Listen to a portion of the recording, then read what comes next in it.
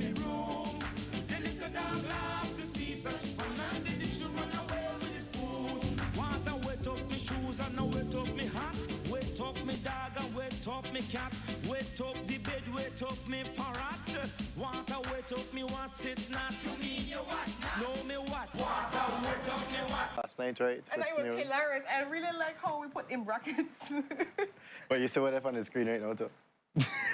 I love it for us. I really Yes, love it. that's the topic on today's show, our Coach Talk, people. But yes, welcome to Sun Upon 7. Today is November 22nd. The coldest month is gone. Wow. Done. And guys, that means the ending of the year is slowly approaching. Woo. Yep. There is a lot to think about. As you know, we're still having conversations when it comes to Hurricane Lee.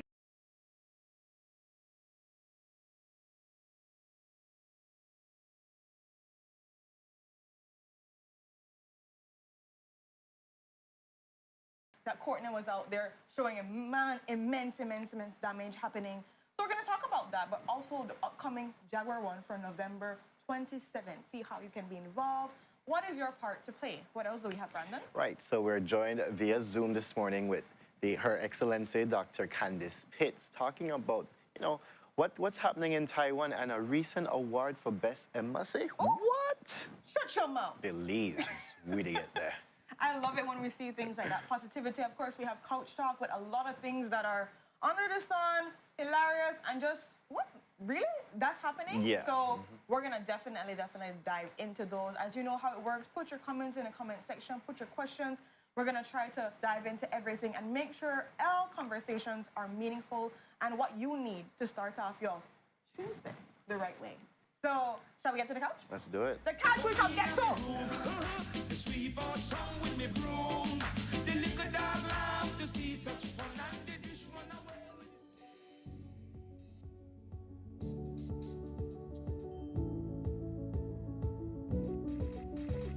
I've come to find out to everybody on Sun Up. isn't what we were told. So where do I seek the answer that's worth looking for today?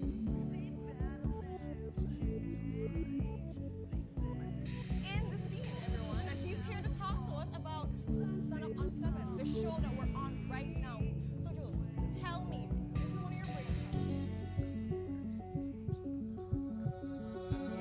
And we're going to be talking about the hot search that has been happening over the weekend. Writing appears on the wall. Discovered You and I I'm were the here first ones to sweating, see. I'm nervous, but we'll have a The world that we see may seem that it'll never change. They say, but if you tear down the walls that's blinding us all, you'll see the way today.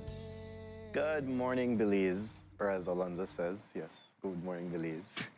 But, before we bring you to the show, we have to bring you the weather, and it's courtesy of the Belize Met Service. Good morning. Improving weather conditions are expected today as our airflow becomes less moist. The forecast for today is for cloudy skies with sunny breaks, along with a few showers and the chance for an isolated thunderstorm, mostly over coastal areas this morning, then inland this afternoon. Tonight will be partly cloudy with isolated showers, mainly over the south. Winds over the open sea will be from the north to northeast at 5 to 10 knots, and seas will be light chop. Maximum temperatures today will be around 85 degrees Fahrenheit along the coast, 89 inland, but only 76 degrees up in the mountains. The outlook for Wednesday and Wednesday night is for mainly fair weather with only isolated showers. There is a high tide at 9:08 this morning and another at 8:23 tonight. Low tides occur at 2:29 this afternoon and at 3:40 tomorrow morning. Sunrise this morning is at a minute after 6 and sunset this evening 5:15. The moon will set at 4:19 this evening and come up again at 5:38 tomorrow morning. In the tropical weather outlook for the North Atlantic, the Caribbean Sea and the Gulf of Mexico, tropical cyclone formation is not expected during the next 48 hours. With that, we end this report from the Belize Weather Bureau. And that is our weather. Right, so, Ryan, how was your weekend? long, tiresome. I remember I was in Oh, PG yes, and, right, and we right. ran through that Dolores Road again and we got stuck. So we got stuck going and we got stuck coming back. And so we had to get out and push. And we had to push and pull at the same time. So they had to have one truck pulling. Man, their road, there's nothing nice to play. And what I actually found out is that happens very often Well- for teachers that are traveling to the schools and so forth. So they actually have to do that, and it's in the buses these times. You know, it always rain on the 18th. So, I mean, I could imagine the roads then. It made me bad. Like, and then the thing is, it wasn't as bad in the morning, but because all the other cars had traveled through and so, the road got even worse coming back. So the stuck in the afternoon was worse than the stuck in the morning. Like, man, I really have to pray extra hard for people in those villages because that's the only way they can be able to commute. That's true. So when you see those heartbreaking stories of the children walking the roads. It's and- real, like it's not a joke, it's not even a game. They have to travel through this, and I want to know, like, what works to get done there? They don't have no drainage. They're like clear with us. You know what? I really don't understand. I really want to see what happened with. Well, I mean, it's part of loss and damage, right? Let's jump Oh, into our first Yes. across the pond But there's no story. Well, not yet. Not yet. We don't know. $0 and 0 But cents yes, right now. people, so whether it's a win or a loss, we're not sure as yet. But it is said to be a win by Dr. Young. Dr. Young said, yeah. So yeah, COP27, the biggest win apparently is that we've actually acquired a fund for loss and damage after 30 years of battling for this fund. But was it really a win? Because yes, we know that big things happen from COP26, but nothing really happened. Yeah. I know big things happen COP27, but Nothing will really anything really happen? Will there be There's- any funding? Who will provide the I know, funding? I'm like, Who will they're benefit? saying this funding is for us, but the thing is, it's not just for us too. So, spoiler alert, guys, it's not just for Belize solely, it's for the Caribbean, the small. It's for the small island developing Yes, for Barbados. states. So we're sharing these funds. And the thing is also is they're not got no money in their account. It's gonna come eventually at some point. Let's see how much comes in. But also, yeah, this. We supposed to share this money and we don't even have any like mechanism, any concrete black and white of who's gonna get allotted what. Is it because you get a hurricane so you need more money, or you like how do we do it? Because from my understanding, we just gone through Hurricane Lisa. So my man, I feel like Belize would I need the money. Hey, show me the money. But I mean, But other what part of the money they countries- come from first off, Renata? The sky, the heavens are calling the glory This of is the no money. manna from heaven, you know. But no, but that not even finalize it. Who want contribute towards the funds? Who, you know, who should be responsible for these funds? Where will the funds be held? None of that. So I don't know how you don't reach the who want benefit. Right. Where you not benefit from yet? I'm just happy that we get all these funds, but I don't even know where the funds they're like. Which funds we get? We just get something in a black and white to say, okay, we want to get, Funds. loss and damage has been approved. That is it. Who is giving the money, guys? Where is it coming from? And then also, if it does come, where and who will it go to? How Who want will to it- govern it? Who? Yeah, like that's the next thing. Like, if we have this huge fund for we share between all these different countries, man, how do you allot it? Because you can't go by equality in this sense. You have to go by equity and seeing exactly who needs it more. And then how do you decide how do you amount the loss and damage and say this one needs it more than this one? Oh my gosh. Yeah. That'd be a headache and a half. So If is it even really a comes win? through, I don't even Is know. it really a win? After 30 years, I could imagine, yes, triumph. We've gotten what we wanted for 30 years, but the world has changed in 30 years. So the amount of money where the in there or what that could be in there, There's no money in there, friend. That's will what- it be enough? Pack bread and not shilling no more. Pack bread that two change. Things have gone up. I mean, which funds, like I said, which funds and who want to put their funds in? So there's a lot of things that are left uncertain. We definitely want to get a conversation at a later date to go more in depth about this to understand, because it can be a win. I don't want to just cross it out and lose hope and say, man, this is nothing. I just really want to have just a little small snippet of hope. Brandon, Well, that this Belize- is going to be something. Please. Remember, we did sell carbon credits, you know. Yes. So will we really need that money? Devil's advocate here, no? We just lose We're homes and- in a Hurricane Lisa. Yes, yes, Brandon. yes. There's loss and damage. Yes, we get carbon credits, but that has to go towards something else. And are we getting paid as yet? What are the funds again? I don't. Somebody show me the money. You gotta be quicker than that. I need to stop. Oh my gosh. All right, I need to yes. stop. Yeah, you gotta be quicker than that with the reel. Like we reel back to last night or that interview with PM Tom. Be respectable, Brandon. Goodness, not. Why feel- you I- try? Why I you feel try like- to be irrelevant? I don't understand you. Yeah, that was harsh. Unnecessary, uncalled for. I just. People, if you've not seen that interview with Prime Minister John Briceño and his, his remarks to the Vice President of Oceania, Janelle Chanona, in terms of the seismic testing, you need to go check that out because I watched it and I mean, the language, in court when we have to draft something and we have to put that added oomph and you use language, he did that. He said, I found it disgusting that she would say something like that. And I'm like, wow. And just because she wants to seem relevant, I'm like, oh my gosh. The words just to come after the other. Like, you didn't stop there. You just continue. And what he was saying is that there has been no talks about I'm going behind the Belizeans back and doing this. We've sat down and we've had this conversation and my secretary took copious notes in our discussion so we could release the notes. And I'm Release like, the notes then. I'm like, Show me that. but still the use of language at that interview. No. Listen- And this is one of the senators too, And this is the thing, you're talking about a senator, you're talking about somebody that has driven so much positive change and movement in Belize. I personally will not even say in a snipe bit that Janelle would actually fib about something like this. She takes the environment, she takes the sea, she takes Seriously, all these things yes. very seriously. She would never just come out of nowhere and just say, did they do this, make we stand-" Like, she's not that type of person. She's very strategic, very organized, and, passionate about this. Why would she fib about something that she knows can cause, bad consequences for us when we're trying to push something forward? I don't think that. I'm sorry. I'm just saying, Ren, we've had interviews on this set before that you see a clear miscommunication, misinterpretation between GOB and the entity. Yeah. Maybe this was just another one of those miscommunications, misinterpretations. We don't know. Yeah. But like I said, the interview itself, that was horrendous for me. Yeah, to I hear. don't like the way how he was describing her, of the actions and so forth. Like those are more like personal attacks to me as compared to saying, this is a situation at hand. We're dealing with it.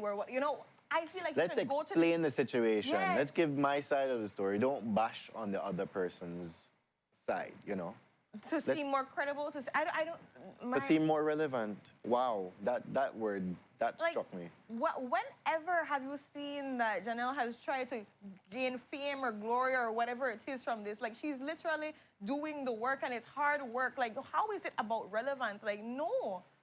But the next thing too was that I found strange in the interview is that, yes, we might need for the seismic testing in our exclusive economic zone. That's way out past the reef.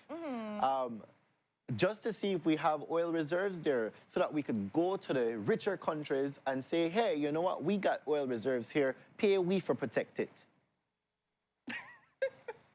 I really like this comment when Kevin said here. He's like, you are so right. Janelle has a credibility track record for fighting for conservation. However, we cannot say the same about the PM.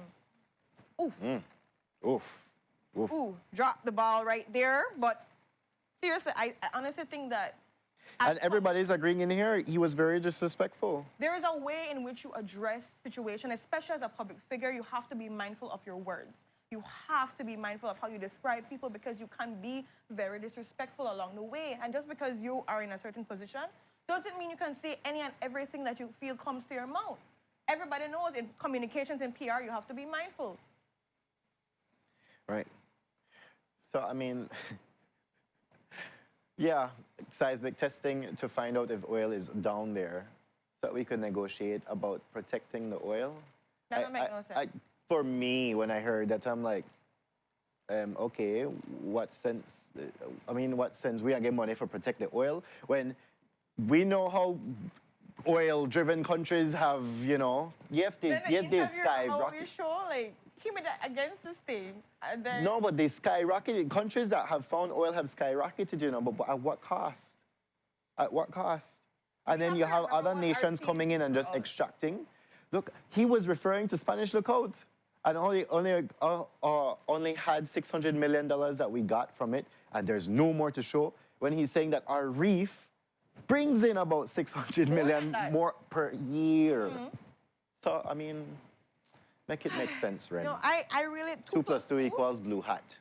Blue hat. Todos pagamos. You're wearing the blue hat. Todos pagamos, guys. Todos pagamos. Todos what? I'm not going to do this again with you. Todos what? I'm not saying it I again. know you said it correct. I'm not saying it again. Though. Pagamos. I said it though, but Stop. I'm not saying it again with you because you heard it. You have an ear. But our audience may not have heard it. Todos pagamos. And really, we are feeling that pagamos. But moving right along, something that, you know, A way little bit of less- history. Yeah, we should A little bit of history first before. Yeah, we should give a little bit of history. For many people, I am sure that young girls specifically, I know I was giving the scary stories about Jack the Ripper back in the day of those little young girls, like little young girls, 8 years and 8 so to forth. 14. 8 to 14 that were just abducted, that were Gruesomely murdered. brutally murdered with stabbing, with being run over by cars, with being slit, with, oh Lord. And the list goes on. We're not going to go too much in depth because, of course, I know that there are children that watch this show, so I don't want to go too much in depth. But between the year of 1998 to 2000, that was when these murders were taking place. A lot of girls were being abducted, and they did not really find the murder. However, they did. They arrested one One person person. in connection with one Yeah, so of the young ladies. the story of that was he had offered a ride to go to school for the young girls. Only one young girl took the ride, and she never ended up at school at all. And that was a thing where kind of there was a connection later on in No, I think it was they reached school together, but sometime in school, an alleged person or a person allegedly came and asked for her outside, and that was when she left. So she actually reached school, but during lunch, when her sister went to go check on her, she was not there. Okay, Right. thanks for the correction. So that was the neighbor of the young girl. Yes. I forgot her name. It's Malik Anogo. I can't remember the first name properly. Right, Jackie Malik. So she actually, the neighbor was the one who offered the ride, and this neighbor was Michael Williams. So Michael Williams was actually arrested, detained, but there was insufficient evidence on him to actually charge him for the crime against Jackie Malik. However, he makes news again recently. This Saturday, apparently there was an attempted murder happening in Esperanza Village, where reports are that they went to the house, they saw that the common law wife, I believe her name was Adelita something, sorry. Miss Adelita. Yes, Miss Adelita. She was seen there lying motionless on the floor with stab wounds. His son and his daughter as well were seen with stab wounds to them. They all ended up at the hospital. Upon further investigation, it was kind of, you know, thought that there was a domestic situation, which caused Mr. Michael Williams to go ahead and take a knife and inflict these wounds onto them. Yes. So he has been charged again, this time for attempted murder. He's already been charged, and He was exonerated for the first charge with the girls, but this one is Right. different. There's He so makes much news again, yeah. Yeah, he reaches news so much. There's so much things to investigate when it comes to this, but evidence is really much pointing to something happening with him as one of the causes. So, man, these stories, I know some people, you know, it's hard to digest in the morning to go through this, but I really want people to be mindful of, you know, what is out there, how scary these streets can be, how much we need to protect our children, ourselves, our relationships, and so forth, because you never ever know. And it's so interesting to see him pop up back again, you know, in this light, stabbing again, because remember, that was one of the things, I know in the past stories with Jack the Ripper, he was never found. This was the only person that he suspected, you know, was in relation to these murders. And it was actually suspected too as well that with Jack the Ripper, that there were more than one people that were responsible for these incidents too as well. And it was it was nothing nice to play with because of just how gruesome it was, how the girls were found, and you know, that in itself, just to see that these ages 8 to 14 are being abducted, that's a scary thing because that's when you're going to primary school, high school, like, you know, Imagine you're that so was vulnerable. 2 decades ago. Yeah, it's 2 decades ago, and man, to see this happening. And so it makes you start to think, you know, what really did take place? Was he really responsible for something? Did he have any relation? Because we're now seeing it in this light. You Well, never ever know. Unfortunately, there's not enough evidence to even go Go by there, yeah. that. So that's... We're and- looking at this situation and seeing what can come from it. Of course, investigation is attempted murder, innocent and proven guilty. So we're going to see how that unfolds in the court system. So, Right. I mean, but for your own children too, bruh, that's sadistic. I don't even know, and that's why I always tell people you have to pray hard and you have to be mindful of your relationships because there are very sick people in this world. There are people that need help, and this is why I always talk about mental health because trauma causes people to hurt other people. Hurt people. And I don't justify any actions of people that go out there and rape and murder or whatever it is, but there is something sick and wrong with you mentally for you to go out there and inflict harm willingly on somebody. So you always have to think and address, like, what is happening? Do we have sick people that we need to help because they're experiencing post-traumatic stress? They're just in general in bad situations that have changed how they think about people or what they want to do. We need to help people. We need to support people. And that's why we sing here community building because honestly, if you see somebody that needs help, help them out. People get angry for situations and we have to see how we can provide love and hope to others. Right. So we will stay tuned with this story because, like I said, it's just in the preliminaries. He's just been charged. It is believed that he will be remanded to the central prison. Yeah. So awaiting his further court date. But yes, Michael Williams, again, charged with attempted murder of his common law wife as well as his 2 children. So, Speaking of the court, yes, and we just played the I have song to sing this thing. morning. Water come in the room, sweep out some with the broom. This is not a laughing matter, but you know, in a Belize, we have to kind of try to laugh to get Find the through. humor in it, man. Yes, to get through the... So people, what you are seeing there is one of the courtroom. I believe this is courtroom 4 or it's 6, I think. I know which courtroom. I just don't know. I don't remember the number. But that's the roof of the courtroom itself that has collapsed due to water damage. Now, the thing is, we all know that the courthouse on Treasure Lane was damaged badly from Hurricane Lisa. The part of the roof was torn off. And as such, the upper floor of that courthouse, the 3 sitting judges that sit there, they've actually had to relocate to the National Bank of Belize building on Regent Street. But who would have thought that with rains and everything like that, that water from the 2nd floor seeped down into the 1st floor where that houses the magistrates' courts and caused damage like that you see on your screen there. Not only that room, I think Chief Magistrate Sharon Fraser was saying that it's courtroom 3, 4, 5, 6. All 4 of them I used to have received water I damage. just want people watch out. They're not clean, fresh water. You could drink it, mama. Look upon that. It's crazy to think that these courts, and this is 4 out of the 6 courts that we have there, right? 4 out of the 6 courts in that building have water damage. Now, we know on a Monday that courthouse usually packed right up Yep. from weekend stuff and what's not. Could you imagine 4 courts out of commission? They have to be sharing courtrooms in the front, the first 2 in the front, Yeah. with all that people. True efficiency out the door. One thing. Out the door, completely out the door. But if this is one thing that shows you, and I said it this morning, water will find its way. Water will find its way. If it's gathering, it has to find a way out. This is a historic building. These 2 buildings are historic buildings. So could you imagine having to go through, that's years and years of infrastructure, like basically withered away. So they have to go in and do extensive repairs on this building. So for now, what the Chief Magistrate is asking is like, you know what, can we like relocate Yes, somewhere? please. Can we, and I thought that this would have been the case with the new, the building that City Council was in. I Yes. thought that it would have been relocated there, but I don't know what happened there. What's also interesting is she mentioned that, you know, they're trying to cover up some parts of it, but there's still mold that can be able to accumulate itself now because of water. I don't know how this thing go. when water stays there in one spot, it can cause mold. And I Mold. have been one of those people that was subjected to being in a moldy room at one point in time.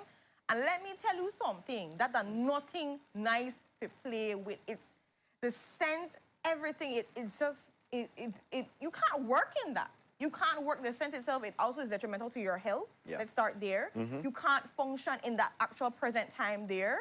It's nothing that I would want anyone to go through. And so I'm thinking, relocate. We definitely need, this is a problem. This building, if they want to use this building, they have to go and They try have to do vacate the entire building, just, do the proper maintenance properly. yeah, exactly. And Go like through, really not fix just up. cover up things, because that's the problem. When you cover up things and you don't really address the situation, it comes back tenfold and it comes back and you have to spend more money on it.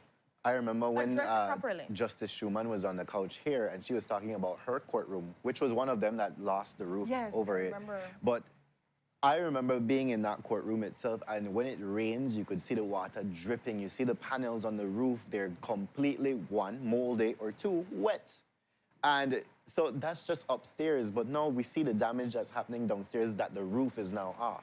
Like I said, No, make it is something that they need to look into, to vacate all those courts, put them somewhere else, and just go in and do extensive repairs on very historic building. I mean, it has lasted through so much hurricanes and whatever, but do the repairs before we move back in, because at this point, 4 out of the 6 magistrates' courtroom that are held in that house, that actual courthouse, efficiency, like you said, out the door. Out. You can't even hold the prisoners in build-up. there. You can't put the public in there. It is public. It's a public health concern. I think the build up on it is going to cause people to be more frustrated. There are a lot of people who don't even want to use the justice system, you know. They don't start no want to use it. And then None of things that. like this- Those courtrooms, they're either used, well, they're used for criminal and civil cases. Never mind. Yeah, No, so- criminal cases, sorry. But it's the same thing where people don't want to be able to have to bring up your matter. But now, look at these kind of things. And we can put them here for right now. It's going to take a couple months to get this done. They can stay here and clean up the place properly. But are we doing the proper planning, man? No, man. Deal with it head on first. Yeah. Proper planning, get it done so we don't have to go back and deal with the situation again. Because it will rain again. And hurricanes will come. Sad Exactly. to say. But yeah. Deal with it now, man. Loss Deal and with it damage, now. though. Oh, the budget that has not been budgeted. Oh, love it for us. But what else we love is commercial breaks, because we got to pay the bills. Do we love commercial breaks? You know, that's I a don't good think there question. are people. Yes, we have to bring in commercial But we breaks. have a beautiful sunrise. Who is this? This is from one of our next fans, one of our Sun 7 family. I'm hoping, because Like you know we what, say. Denver, we didn't know what possible these days, you know. That's the PG one. There This we is the go. PG one. Yes. No, that looks like Placencia. This is placenta, yes. Is this Or the one from me? Hopkins. It's supposed to be a video, though. You know the video itself. You know what? It's okay. I at this present moment, just happy that it is show, because you know the way how Denver is set up, he cut up his style, panyo. Like, okay. But here Denver is don't even have the headphones for Huawei. you know, So you that's hear me through his soul. Want to go and drill in there? All right. Anyways, I can't say nothing. I can't drink my water. I'm not in my business. Stop staying relevant, Renata. Commercial break, everyone. But when we are back, we're going to be talking to Dr. Candice Fitz about what's taking place in Taiwan, the awards, and all the good stuff. Let's get that great news in. We'll be right back.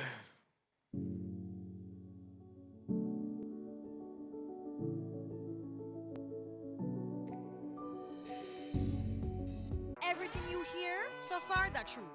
Delta Store has a new look. Delta Store is at the same location, right down Albert Street. Delta Store has a wide variety of fabric. Delta Store offers quality and savings.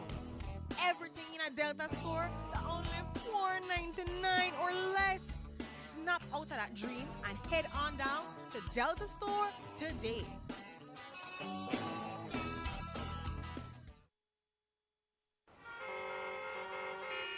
How traffic so tight, it's hard to find parking spot out here.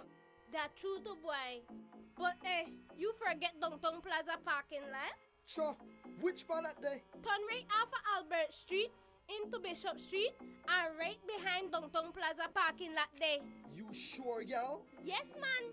We could go park in there and then we could go right in the Downtown Plaza where we could go do our shopping. You know, after all that, I mean, a good idea for make we go in a Downtown Plaza parking lot. Remember, you, your family, and car are safe when parking in the Downtown Plaza parking lot.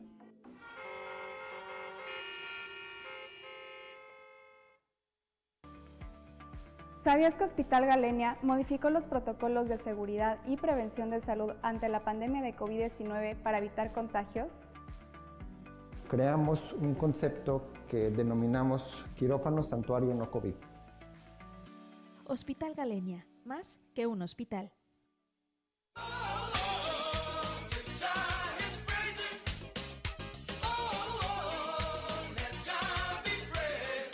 We double give thanks. Yes, shoppers, in giving thanks, Mikado's introducing a new sale, the best one yet. It's not a Thanksgiving sale, it's a Give Thanks sale. Thanks for making Mikado Belize's #1 textile store. Join us in a massive Give Thanks sale on November 25th and 26th. That's 2 days of Give Thanks sale. So, you just can't let the sale slide by you, as you know.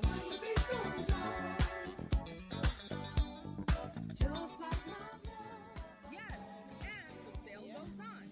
So come on down to Mikado on Friday the 25th and Saturday the 26th of November and get your home furnishing and decor all at great prices that only Mikado can give you.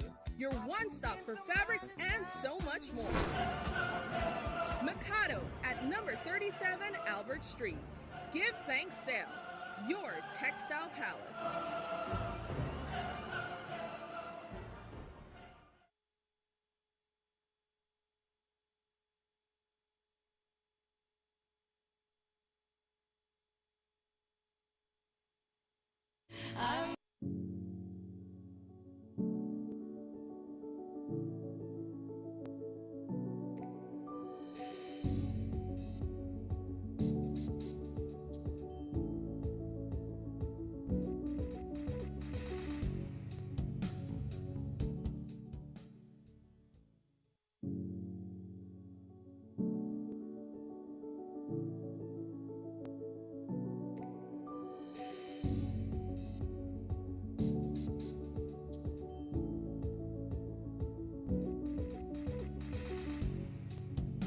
Good morning, my lovelies, and good morning to you, Compo. We heard your voice note, and we thank you so much for your love and support for us here at Sun Up on 7. Yes, people, Uno might not hear that recording, but we heard it, and it made our day. It made our day. Thank you for that, Compo. But we're jumping into our first conversation this morning, and we're joined with Her Excellency Dr. Candice Pitts, who's the Belize ambassador to Taiwan. And we're here discussing a whole array of things that she has been doing. People, she has been recognized because she won the award recently for Most Outstanding Foreign Embassy. So congrats to you, Dr. Pitts. How are you doing? Good. Is she hearing us? Yes, there we are. Good morning. Good night to you. Yeah, always says good night to you. How are you doing this morning? Good morning, Renata and Brandon, and good morning, Belize. I bring you greetings from Taiwan. Indeed, it is a little after 9 in Taipei. I hope you're hearing me clearly. I see. Okay. Yes, we're hearing you. We're hearing you. You can go ahead, Dr. Okay. Yes, I was just extending greetings to all of you in Belize. Right. So, Dr. Pitts, you have been doing so much over there. We see Taiwan International Coffee, Tea, and Wine Show. We've seen Travel Fair. We've seen the Taiwan Reading Festival. Could you give us an update as to what you're doing? Well, first of all, thank you for that acknowledgement. And indeed, the work is significant, and it is not, a responsibility that I take lightly. But in truth, I merely, we at the embassy remain committed to representing the interest of Belize here in Taiwan, promoting Belize, and ensuring that we augment and realize optimal benefits of the diplomatic relationship between Belize and Taiwan. And as you have outlined, we endeavor to accomplish these objectives through several means. One, through the facilitation of trade and investment between Belize and Taiwan. As I had mentioned, I believe, in one of our prior interviews, that we effectuated the Economic Cooperation Agreement between Belize and Taiwan in January of 2022, which reduces tariffs on tradable products between Belize and Taiwan. We have also participated, as you outlined, in several food and trade shows where we have Belizean products on display. We expose, we give more exposure to traditional producers and requisite exposure to emerging producers in Belize. We have also been promoting tourism and Belize's image in Taiwan by participating, as you also mentioned, in the travel fair, in the Taiwan International Travel Fair, and promoting Belize as this irresistible travel location. We will also very soon have representatives from the media travel to Belize to organize travel blogs and travel documentaries about Belize to promote here in Taiwan. Wow. And then last, we have also been promoting Belize culturally to promote cultural exchanges between Belize and Taiwan. We have participated in the Belize Cuisine Month, where we had Belizean cuisine on display for an entire month in Taipei. We have also organized a Belize Cultural Month, where we had Belizean artifacts, we had paintings from Belizean artists, songs that we had commissioned from Belize's entertainers. And as you have also mentioned, we will participate in the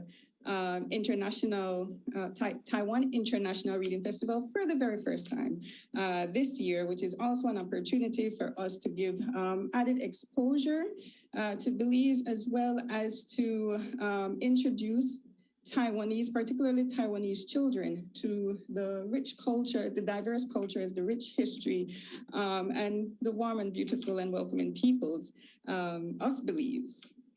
Wow, Dr. Fitz, you've been doing so much. And I have to just tell you, I love all your outfits in the pictures. Like, I was watching the pictures and everything that we're showing while you're talking, and all your outfits are so cute. So I just need to tell you that on top of things. And we have to... Thank you. No problem. We have to also commend you on this amazing award, Outstanding Foreign Embassy. So can you tell us a little bit about this award, and how does it feel to, you know, be given this? You've been doing phenomenal work, and it shows, and obviously people are seeing that, and you can be awarded for that. What is this award really about, and how do you feel about it?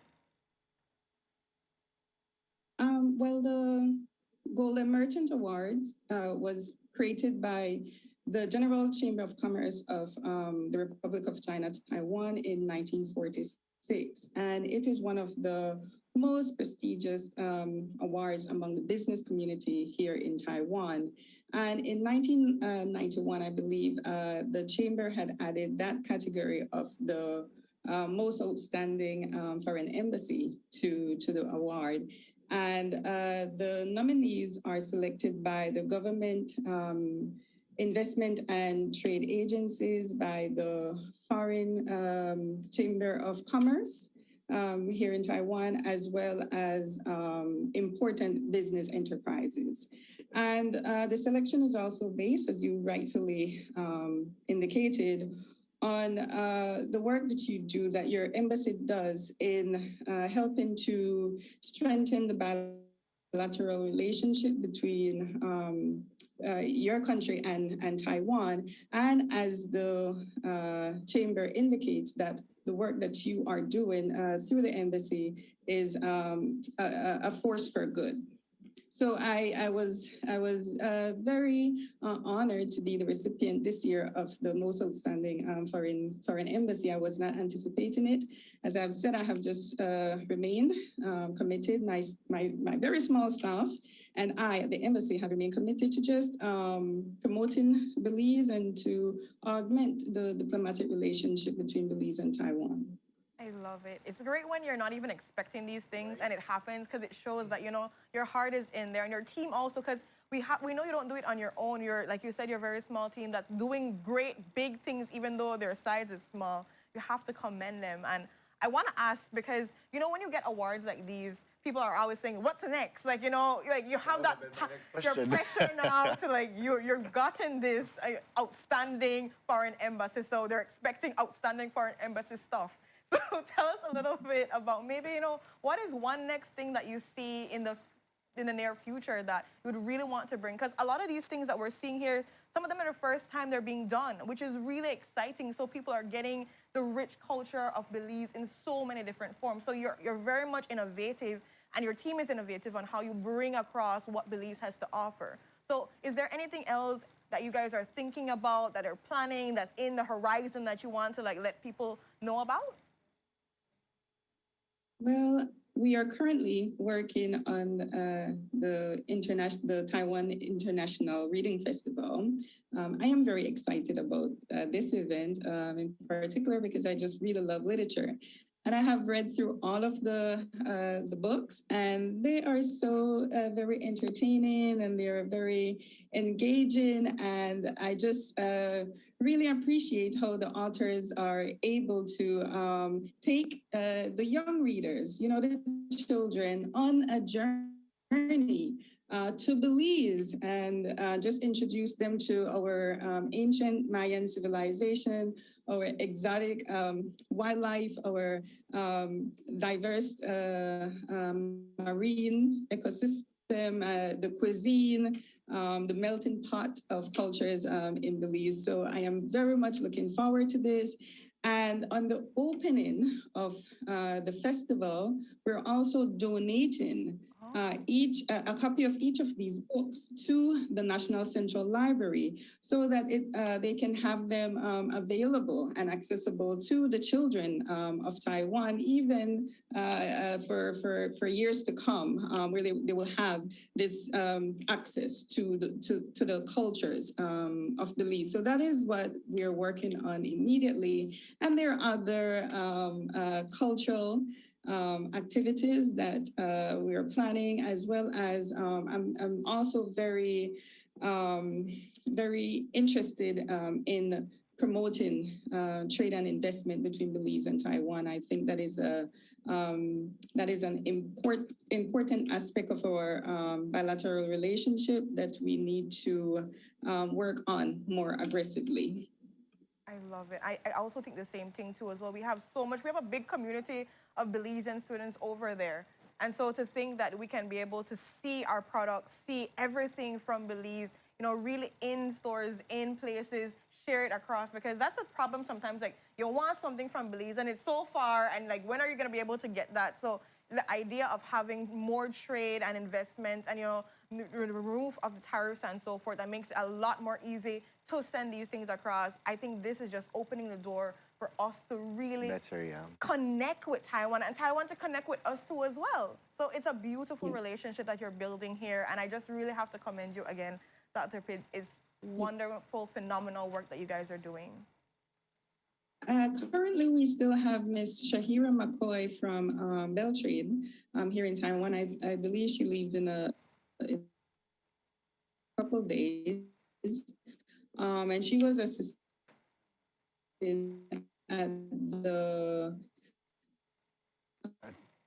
We're breaking up a bit there. International say that we had in the audience who were just really interested in the products that we had on display.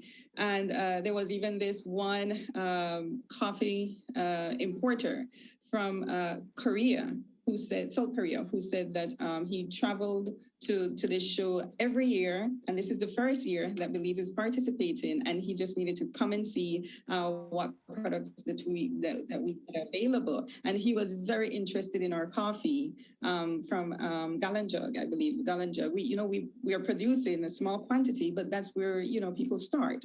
And so he was really interested in the coffee, and more importantly, he is really interested in visiting Belize. That's nice. That is very nice to hear that. And on that coffee, the only thing that Belize displayed during that show, or I mean, we have teas, we have wines as well. We have chocolate. Yes, we had all of those here. We had the coffee, we had the cacao products made from cacao bean, we had the tea, we had wine, and rum. Yeah. Belizean wine hits differently. I'm hoping that people were able to embrace that. I mean, you can't carry cashew wine over there and expect things to be cool. Was it like the local wine like that?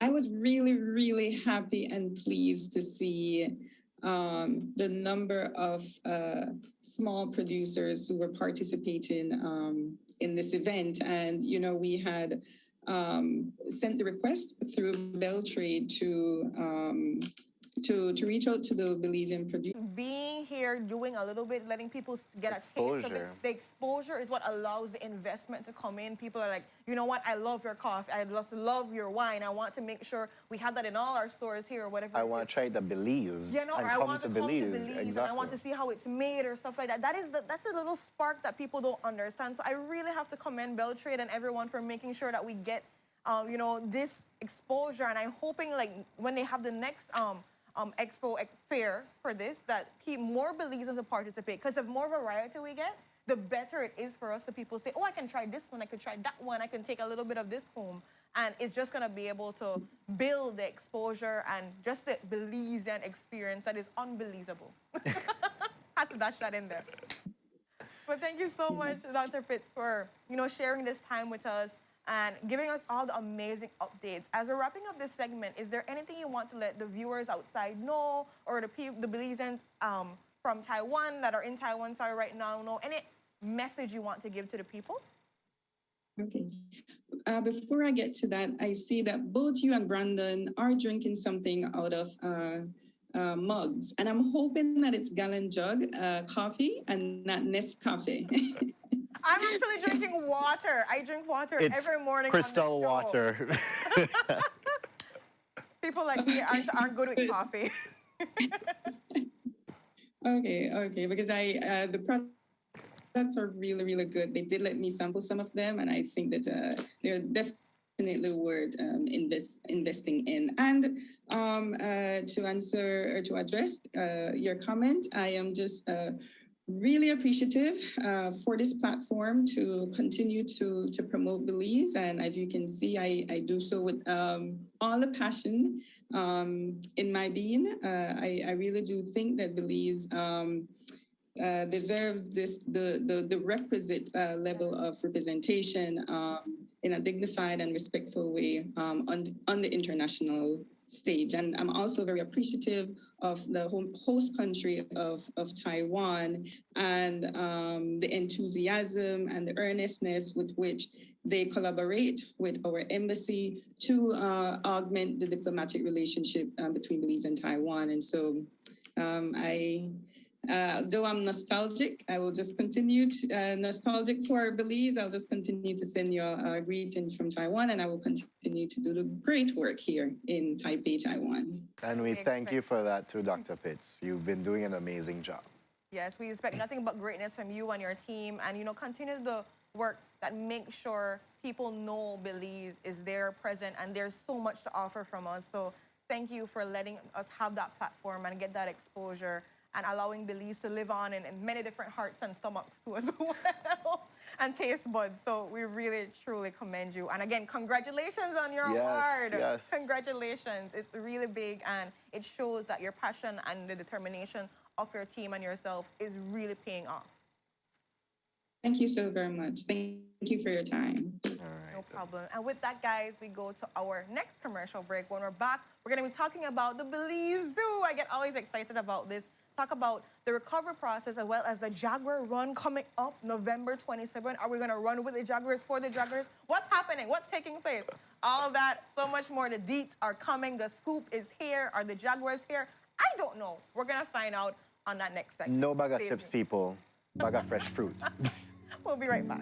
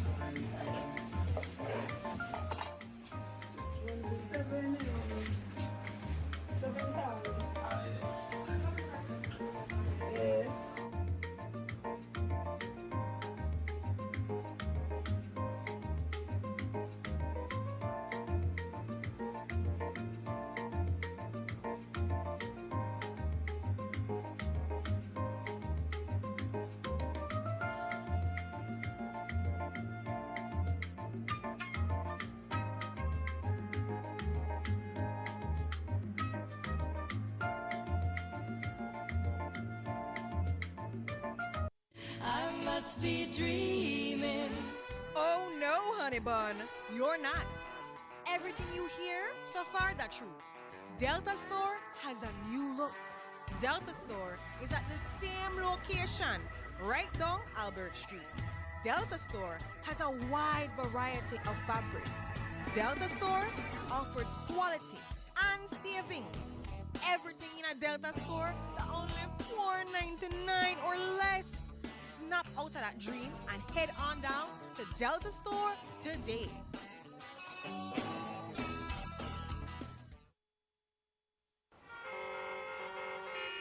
How traffic so tight, it's hard to find parking spot out here. That true to boy. But you forget Downtown Plaza parking lot? Sure. Which part that day? Turn right off of Albert Street into Bishop Street and right behind Downtown Plaza parking lot there. You sure, girl? Yes, man. We could go park in there and then we could go right in the Downtown Plaza where we could go do our shopping. You know, after all that, that's a good idea for me to go in a Downtown Plaza parking lot. Remember, you, your family, and car are safe when parking in the Downtown Plaza parking lot.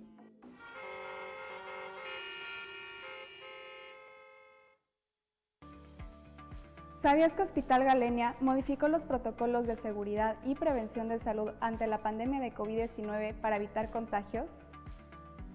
Creamos un concepto que denominamos quirófano santuario no COVID.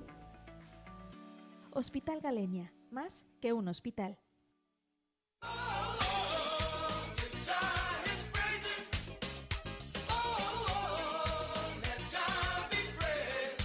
We double give thanks.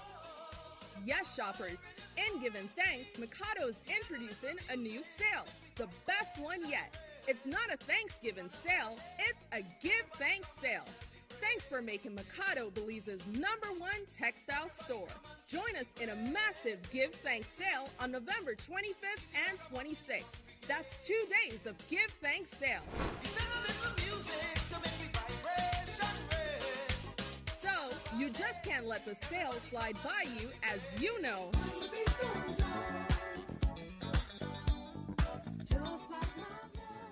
Yes, and the sale goes on. So come on down to Mikado on Friday the 25th and Saturday the 26th of November and get your home furnishing and decor all at great prices that only Mikado can give you. Your one stop for fabrics and so much more. Mikado at number 37 Albert Street. Give thanks sale, your textile palace.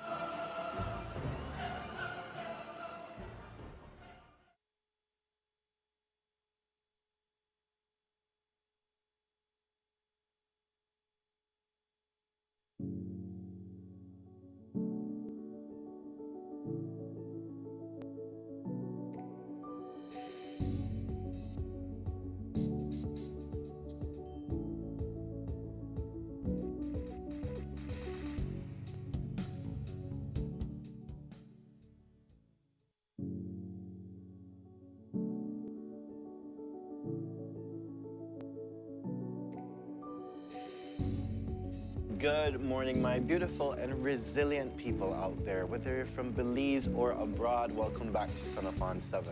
Just before the break, we were joined with Her Excellency Dr. Candice Spitz and talking about the amazing things she's been doing over there for Belize in Taiwan. But now we're jumping into our second conversation for today, and we're joined with representatives from the Belize Zoo talking about post-Hurricane Lisa and an upcoming Jaguar run scheduled for November 27. So with us today, we're joined with Jamal Andrin Bone. I got that correct? Yes? Good. Conservation Program Manager, as well as Miss Roxana Limas, who is the lead zookeeper. So welcome to Sun Up on 7. Thank you again for having us. How are you doing this morning? We're good. Good. Yeah? Yeah. When I wake up early, when we complain just now, but we're not tell nobody about that. You just say not tell nobody, but you just tell everybody. Thanks, Frank. Anyways, so post-Hurricane Lisa, we've seen pictures, we've seen footage. Could you give us an insight as to what that was like upon going into that zoo? I've personally, Brandon and Renata, good morning again. I personally felt like I had stepped back in time 12 years ago to when we were hit with Hurricane Richard. I think the first day we were being optimistic and saying it wasn't as bad, worse than Earl for sure, but maybe not as bad. This is officially our third week now, Wednesday. Yeah. So 3 weeks to the day now, we can say Tomorrow, yeah. It's on the same level as Richard. Maybe not as much damage to the habitats themselves. We had damage, but maybe not as much as dramatic. Right. But the level of damage to the vegetation, the level of cleanup that we've had to undertake and are still undertaking it's staggering. It's breathtaking. But yeah, those first days, and when the crew came out from Channel 7, I think they saw that you could hardly navigate over the pathways. Everything was covered. It was a lot to take in. Yeah. But our main thing, and Roxana can speak more to this, was the only relief we had was that all the animals were fine. No one was injured, no one had run away, or no one had been, so they were all fine. And I know that you guys took precautions before the storm, and I know that the macaws, everything was actually housed differently than the rest of the animals. Could you give us an insight as to the precautions that were taken? Yeah, so before the hurricane, what all the Animal Care and Management Department was tasked to do was to relocate most of the animals that didn't have like hurricane shelters attached to their habitats. So like you said, for example, our scarlet macaws, our harpy eagles, our parrots, all those smaller birds had to be moved from there. They were taken into our clinic area. Some were taken into our quarantine area for them to be safe. Like all our bigger mammals and cats, they have already hurricane shelters attached to their habitats. Great. So they were the easiest ones for us. They were just locked into that area, but all the others had to be relocated. Oh, wow. I was so amazed when I was seeing their shelters like completely like not touched, and I was just like, man, they're the place you're supposed to make a shelter with there, something. Because they were so like well kept and everything. You were just outside, you would see so many barriers, like the trees were dropped over, and like how you get through and navigate. Like, were you able to go through the entire place for the first day to be able to see all the animals? So the first day, like after when the hurricane hit, and even before they gave the all clear, we came to the zoo and see, check our animals. Yeah. Some staff was already there, like our general curator. He stayed there for the hurricane. Okay. Wow. So he was keeping everyone else updated onto, what was going on during the storm. But it was really very difficult to navigate around the zoo. So we just had to be like chopping branches and trees to be able to get to see the animals, because their safety was our utmost priority. They were like the first thing we had to make sure was okay. So everyone was trying to get to their individual animals and making sure that they were there and they were okay. Wow. Obstacle course. Yeah. It is. And because you don't have a feel on the ground for how much damage was caused or which habitats might be broken open, you have to do it cautiously. You have to wait for a big team. You can't just wander out on your own for safety. I'll ask, because people I always love to hear the answers. Out of all the animals we have in the zoo, which animals do you all think we would have been most concerned that were out? Mountain lion, the puma, because I've been at the zoo before and I've been pinned up against a tree because it just comes and attaches on the fence? gate. And I'm like, okay. That's it. Okay. That one. Renata, your guess? I was gonna say the same thing because in my mind, like any cat was the biggest concern because not only, I know they're endangered and we have to really take care of them, and so it's like if they get old, they're not meowing at you, like they're not meowing, they're coming at you, Right. and their safety is really important. So I'm just thinking, like, no offense to the tapir, I love him and everything, but like if he gets out, like, cool. But the cats, man, all the different cats, the jaguars, like if they get out, like that's not nice. to I'm pretty play sure with. the answer is going to be something different. I know. I wonder, Yes. is there a snake? Yes. No, so with the cats, because we know they have concrete bunkers like that, we always know they're safe. They're safe, it would okay. take an earthquake to get them out, so we know they're safe. Picary. Personally, and maybe Roxana can answer for her too, the animals I worry about the most being out are the waris, the white-legged peccaries. Them, and then also Brutus, our big, glorious, 11-foot-long crocodile. Not because he'll chase anyone down, it's just that if he goes for a walk and he's chilling out under a large branch or a palm frond and you don't know and you step over, then you might get a surprise. So the cats are low on our priority list as far as being out. I never realized that until just now. I'm like, but the carriers are kind of aggressive. They are, because they're defensive of their herd, right? And they'll charge at anything they perceive as a threat. So those are some of the ones we concern. It's kind of like the inverse. The ones that are highest risk obviously have the most security measures generally. And then the other ones are kind of, it's more fluid. So we have to kind of work our way down the I list. forgot about the crocodile. Yes. I was like, man.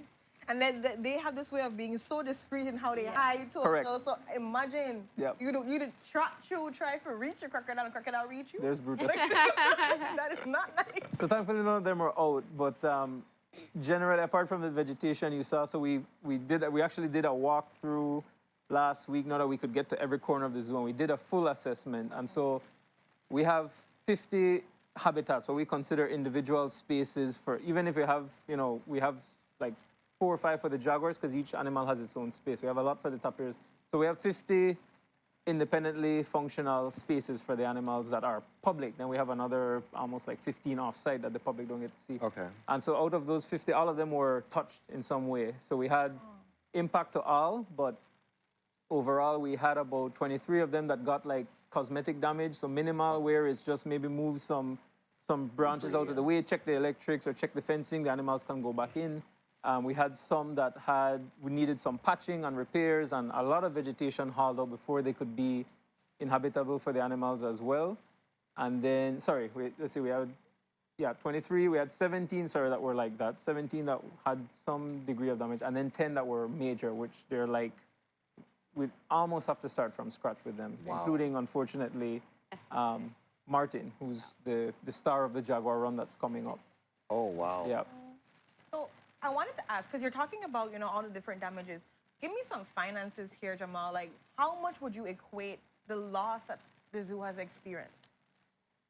That's a tough question, Renata, because it's multiple. I can tell you all the aspects. So for one, it's all the obvious costs. So there's a lot, and the price of construction keeps going through the roof. There was a wonderful expose that Channel 7 did on that, talking to a contractor and so on. So you have all the expenses attached to repairs, but then we're also out of operation for a month, hopefully just a month, probably a bit more, in what is supposed to be the busy season. So not only are we have all our typical expenses, so the animal care, the salaries, the utilities, but we're not generating income during that month that we're closed. So that's a loss. And then on top, the manual labor hours, all the resources you need to get these things back in place. So it's I don't want to put a price tag on it yet, but it's significant. Yeah. And at a time where all other tourism-affiliated destinations are generating income to shore them up in the slow season, no? So it's tough. You're estimating the zoo to be closed for a month. So we're 3 weeks tomorrow, another week, and then what timeline are we looking at a reopening of the zoo? It's really, and we literally just met as managers yesterday about this. We're really in a holding pattern, Brandon. It's very hard, and we know, a lot of people have been reaching out with concern, asking, you know, asking if we have, just very politely, do you all have a date in mind? And honestly, we still don't have one. Yeah. We don't imagine we'll be open even by the first week of December. Okay. The zoo itself. The one little bit of good news in all this, apart from the Jaguar Run that I'll hand over to Roxana for, is that our Tropical Education Center, the TEC, it got damaged, but not as dramatic as the zoo, so they're a little bit ahead of us, and so they are more likely to open before we are able to.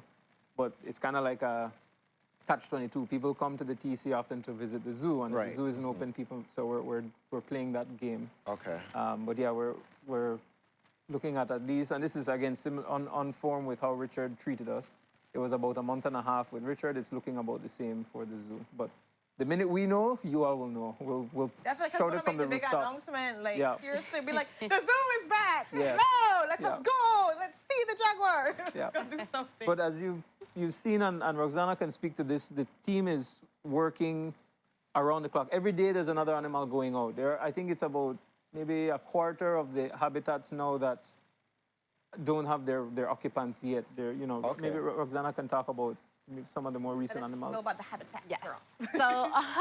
So, so like every day, the keepers have been working like towards their animals. So every keeper has like specific animals they work with. So everyone prioritizes their animals, but we work as a team. So we before, like during right after the hurricane, we prioritize our animals that we saw that were more stressed in the areas where they were moved to. So we worked on moving those. On the top of our priority list was our anteater Archie, because he was the most stressed. So he was the first one to go back.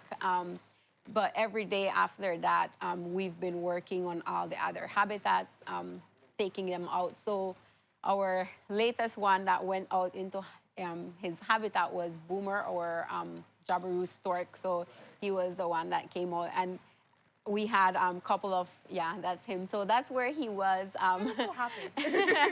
And then he's out in his habitat now. And then also we have a couple of our jaguars that, like Cheeky, that she has a closed top. Right. So her habitat didn't get much damage. It was more like patching that we had to do to the top because of the trees that were there, and the breeze rocking them made huge holes. So we just had to patch those back. So she's out. We moved Martin since he had really extensive damage to his habitat. We had to move him to another area because he will be, if we kept him in his holding area, he would be locked up for too long, and we don't want that. So their well-being is very important for us. So we had to move him from one area to another. So hopefully, in the next couple of days, we'll be able to give him access to the same habitat that he will be sharing with Cheeky. I mean, they will be kept separate, so we'll shift them around, maybe one day in, one day out. Right, like a timeshare. Yeah. Yeah. I'm thinking about it. I'm like, okay, he's probably there now. Like, where am I? Martin is pretty used to being around other jaguars, so we knew that moving him to that area was pretty safe because he's so used to being around other jaguars. So okay, great. So that I was always good. have to commend you guys because you have to think really fast.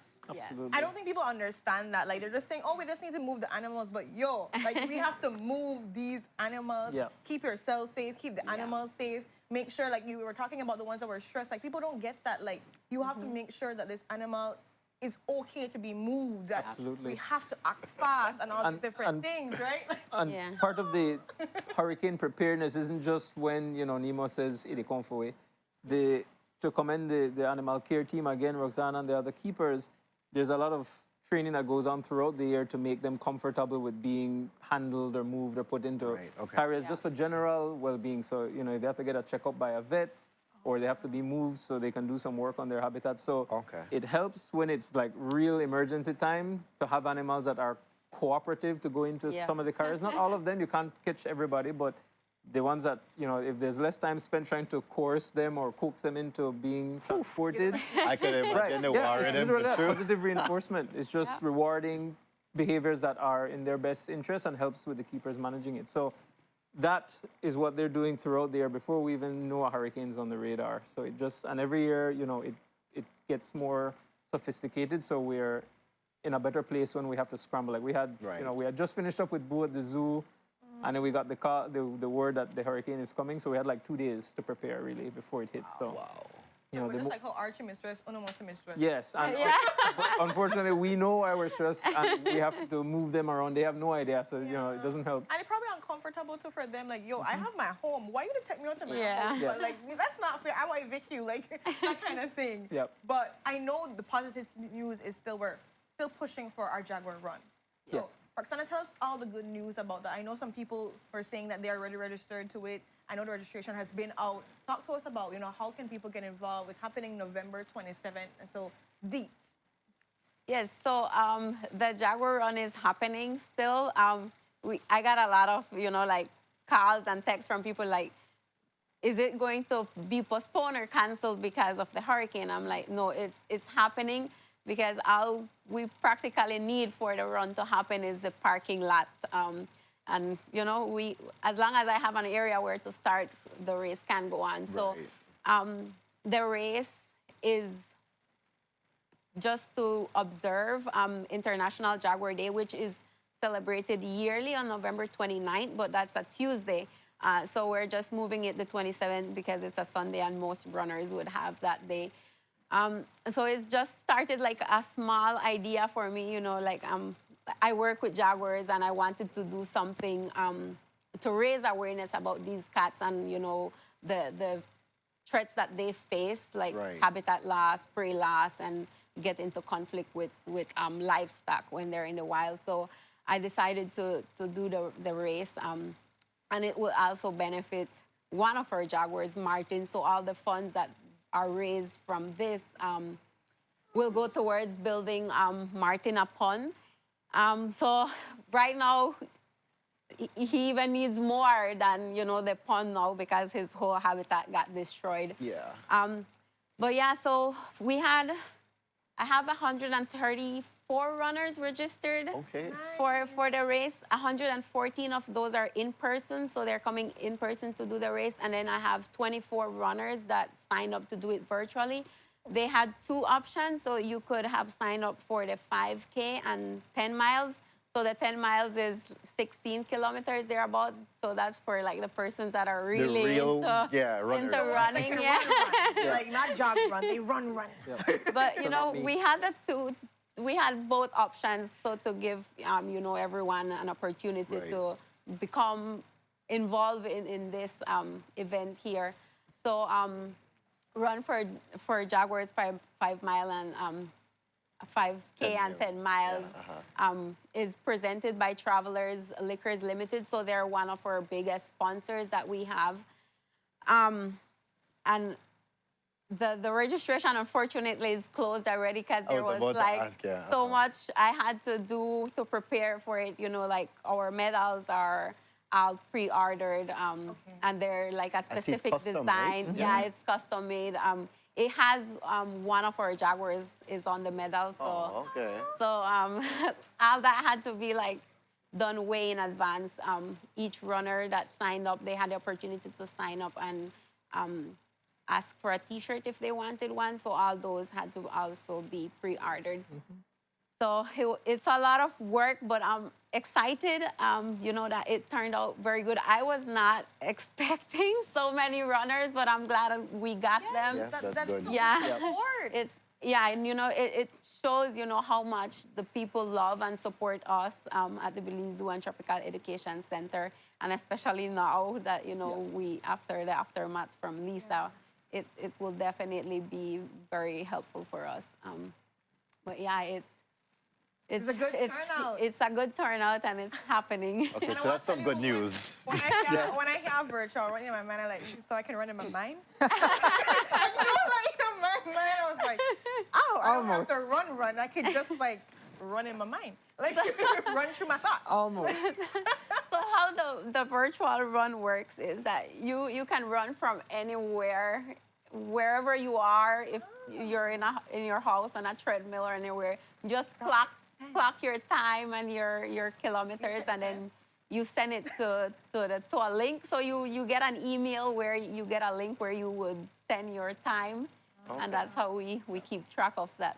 Yes, the persons that sign up for the virtual are actually doing the run. I couldn't get away with that, but I can't. Chop it from a vehicle and go. Yeah. No, we're not. It relies on the honor system. It you know. does not do that. I tried.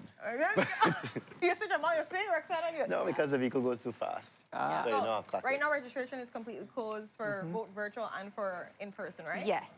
Okay, but we've gotten good support for the most part. Can people still just, because I have the idea of donating, even though you can't go on the Somebody run. is asking that right now. Yeah, come on. How can they donate in general? Can they just donate? So Yes, can you give us so that information? So if you go, like, you can visit the Facebook page and the event page on Facebook. So if you go to Total Time, the link is there and the button to donate, if you still want to donate, is there. So you can just look it up on Facebook. It's Total Time. So they are doing the professional timing for us for the in-person runners. So each runner would get a chip and then they get the timing through that. So it's because it's so many runners, it's easier, and then there's like no cheating happening with the time, because it's like your time starts when you cross the start line and then it stops when you cross the finish line. But yeah, on that same page, the link is there where you can go and you can just donate if you want to. So Total Time. Yes. That's it. Okay. Facebook. TotalTimeBZ.com. Yes, TotalTimeBZ.com. That's kind of cool, man. Like, I'm thinking the chips don't sit right with me. I don't know. Because foolproof way, exactly. Like, they could always know how I'm running. Can't you just jump and make it seem like you're running like that? No? No? My watch does. GPS. Darn, but I think this is super exciting, and I like the idea that people still want to donate regardless of like not being a part of the run, because running is not for everybody. Yes. But you can still be able to donate, because we want Martin to get his punt, and now he actually needs way more. More, So, yes. that's like the unfortunate part. And you said something really interesting, Jamal, about how people are asking when they're going to reopen, They need to do the support for you guys to reopen. Well, and again, to their credit, we've had amazing support. It's just it's a mountain of work. It's not like people haven't come out. People have been giving. So you know, since November 3rd, we've gotten, and a donor even set up a matching fund for us. So everything up to 10,000 US is going to be matched. So doubled. Wow. And people have been contributing. That's ongoing. That's till the end of November. So anything we make we launched it last week to the end of November is doubled. And so people have been giving, you know, through various platforms. But apart from the financial contributions, we've had volunteers. We've had resorts have sent. We have Caves Branch, Mystic River. We've had Kahal Petch have brought people. The Belize Collection have given in kind. They gave a massive amount of fresh fruit and veggies for the herbivores. We've had tour guides associations show up. We've had Sacred Heart Junior College brought students. They want to bring more. So we've had Manuel BSART. We've had a lot of different organizations and just families show up to put manual labor hours into getting the debris out and helping in any way they can. It's just endless. So on that note, people asking, you know, people may be asking how they can support apart from financially. If you want to come and volunteer, if you're good at a wheelbarrow and a rake, we got work for you. We got. You come on. 10 work. Yeah, so it's just a matter of contacting the zoo, but literally it's apart from the daily care of the animals and general maintenance, every single day we're cleaning up. Every day. Wow. So even though the zoo is closed, it's not inactive. Everyone's working right now. Everyone's on the ground. All staff are there every day, business as usual, just slightly different tasks. You know, that really makes you understand the measure of how much you guys have to clean up if every single day you have to do that. Yeah, it's a lot. And for incentive, apart from just if you want to help the best little zoo in the world, one angle people have done it for as well is like students at sixth form and so on that may have community service hours they need to complete. Oh, there we go. We would sign off on that. We've done that for some of the volunteers already, but I like that. if you come, we need to make you come work though. You need to come. That for work. You don't sit down here, so. Yes. No, we're not sit down cute and take pictures by Martin and all that. When you're done, you could. We have like a wheelbarrow quota you have to fill, then you could take yourself. All right, great. It's a wheelbarrow quota? Yes. Oh, no, so like, tuck in your 10 miles a mile. Like, we got chips here when they run, and then they kind of lay chips where I like we had chips. Like, what, Brandon? I like layered chips. If they give me a layered chips to run with, then like things are different, you understand? And I want it original. But then I'll get it sour cream. You know what? Really watch me hard. But I really want to commend you guys. Yeah. Because like you mentioned, before we bring out the altar, you had to like rush out to make sure the animals are kept safe. And I know that's not any easy task because there's so many different animals. They require so much different care. And it's great to see that you guys have gotten an outpour of support and love from people. That means people can still support because we want to make sure you can open as soon as possible, but that only can happen if we have all the wheelbarrow helpers on the road coming, the fruits and all. And like, congratulations to everybody. I commend you that has already put out their help and so forth. And again, for schools, I really want to think for the community service that they can be able to come out and make them volunteer. School almost supposed to be done too as well. So there should be more people that are able and more free to volunteer for the work. But is there any final words you want to give? Oh. No, well, Belizean Girl, you can go to Total Time Belize or Total Time on Facebook and give in a large donation. She's here asking because I hope it's open by next month when I come. So donate, let's donate.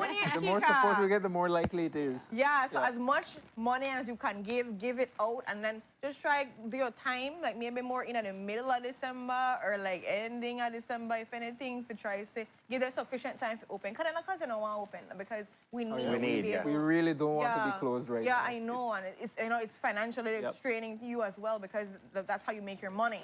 And so definitely we need people, all hands on deck, all wheelbarrows on deck, all fruits out there. Let's get all the animals up and running so they can be able to see you and take selfies. But again, thank you so much for being here. Is there any final words you want to give to the viewers out there, Roxana? So I would like to give a big shout out to the sponsors we've gotten for the Jaguar run. So to our presenting sponsor, Travelers Liquors Limited, our gold sponsors, I had WWF, which is World Wildlife Fund, Alaya, Autograph Collections. Then we had our silver sponsors, Pantera, for supporting us. We had our bronze sponsors. We had so many of them, you know, it's a lot to remember, but... Big up the sponsors. We had the sponsors for that part. Yeah, we had like, but we had a lot. We had it too. I think we had like a flyer with, but we posted like we a flyer on, with our sponsors, but we had like, you know, a lot of some of the NGOs that, you know, came out and supported the event. So teamwork big makes the shout dream out work, to them. you know. Yeah. And So- it's really glad to sorry? So no, my last request is on Sunday, just motorists, just when you're getting close to the zoo, just drive with a little bit more caution because you'll see some crazy people running on the side of the road. Wow, St. For Martin Jaguars, Field. running for Jaguars. Yeah, St. Martin Crazy for Field. Jaguar's cause. Yeah. And the chips. So, but thank you guys again. Thank yes, you the so chips, much. it's not the Lay's chips. Roxana, when you come back, when you bring me Lay's chips. So, not the other chips. And with that, guys, we're going to wrap up for this segment. When we are back, we're going to be talking to Baptist Association of Belize on what's happening with their week of activities, November 26th to December 2nd. Stay tuned for those exciting conversations. We'll be right back.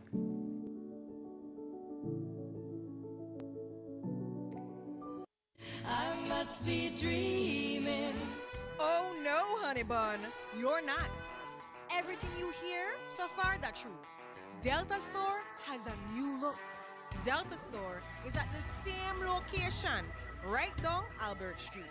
Delta Store has a wide variety of fabric.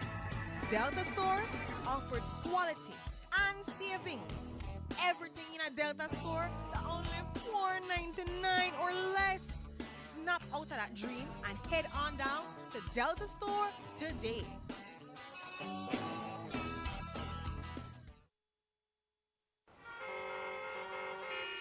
How traffic so tight, it's hard to find parking spot out here.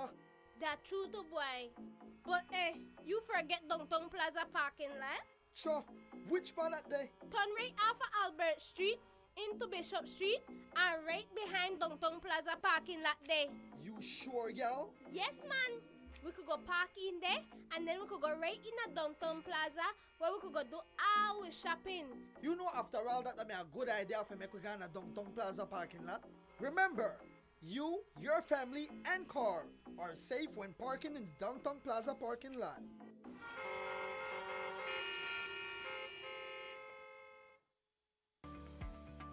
¿Sabías que Hospital Galenia modificó los protocolos de seguridad y prevención de salud ante la pandemia de COVID-19 para evitar contagios?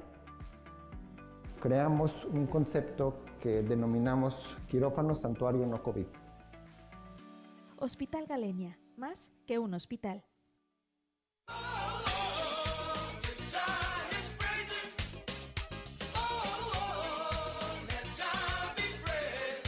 We double give thanks. Yes, shoppers. In giving thanks, Mikado's introducing a new sale, the best one yet. It's not a Thanksgiving sale, it's a give thanks sale. Thanks for making Mikado Belize's #1 textile store. Join us in a massive give thanks sale. Just look by you like, yeah. Honey. Long before Fui time. So way back, but a rich, rich history. Yes. Second oldest church in Belize after the Anglican. The first one was Queen Street Baptist Church. And it's very significant because on August 1st, when there was the emancipation in 1838, the slaves, the Christian liberated persons, they went to the church. Wow. And I think we saw a picture just a while ago where they said they wanted to just give God thanks for his mercy and for his grace. And I can recall in history, as I read, you know, Renata and Brandon, that how Reverend Henderson wrote that these people were just praising God. And, you know, he was downstairs, I think, preparing for his sermon and so on. And he came up and just the countenance on their faces, so it just lit up because there was a place where they could have worshipped, and that's Queen Street Baptist Church. Wow. So it started 1822, and we had that period in history that we can account for. You know, and there are many more, but I'm not sure if the guys want to jump in. But one of the things that was clear about the time of slavery was that the slaves used to go to the Anglican church. Yeah. On Albert Street. Right. And you see the balcony upstairs, that's where they used to sit. That's where they used to worship. So on the night of emancipation, they ran down that balcony and ran straight to Queen Street. And there they were able to praise God. They were now free to go. Because when they went there, they couldn't stay on the lower floor. They had to go up on the balcony. Right? It was illegal for them to be on the lower floor. They had to be on the balcony. So when there was emancipation, well, they ran down the balcony and ran to Queen Street. And there was it was just liberating to be in a place where we don't have any balcony. Right. Like where everybody is on the same level. Everybody, yes. Wow, and I think that's significant. People don't really think about. Exactly. And then there's no pun intended with that, no? And you know, when I think about it, have you heard about Cleghorn Street? Yeah. Yes. Well, Reverend Cleghorn was one of our pastors at the Queen Street Baptist Church.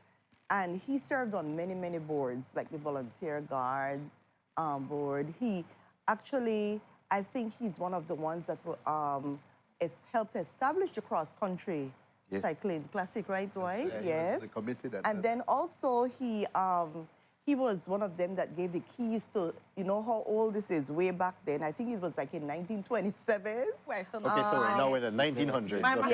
Yes, He Charles gave the key to Lindbergh. Charles Lindbergh when he landed here. Yes, when he was mayor of the city. He was the mayor. And then Dwight was reminding me that he was the mayor of Belize City, right, Dwight? Mr. Reverend Cleghorn. Yes. Reverend Cleghorn. And that's why the street was named after him, Reverend Cleghorn. He was a Baptist. There we go, some interesting history that I never knew. Yeah. There's so much to take away from this. And I mean, it really shows 200 years, so much things can happen. There's rich history that people need to be proud of. Yes, that's because right. there's growth, there's modernization, there's so many things that have changed. And it's just a free space, as you mentioned, where you can be able to worship. And that's one of the big things I think that people should be able to take away from it. Because there are many places in the world that there isn't a free space where you can worship like that. And to have 200 years and there's this place that you can go to, that's commendable. And so now we're celebrating 200 years. Yes. How do we plan on making sure that it's big?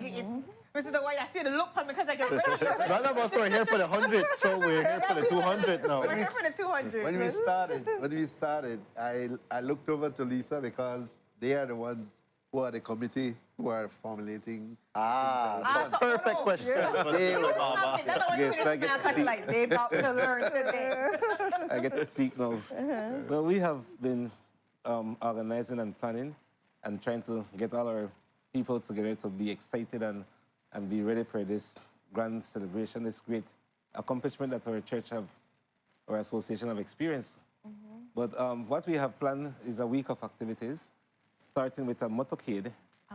This Saturday, the 26th of November. Yes. We'll be driving through the streets of Belize and proclaiming our 200 years celebration and just praising God and celebrating through the streets and just lifting up the name of Christ. So we're looking forward to that. All our churches in the city will be coming together, and some of the churches from the other districts, they'll be coming in also to join in the motorcade.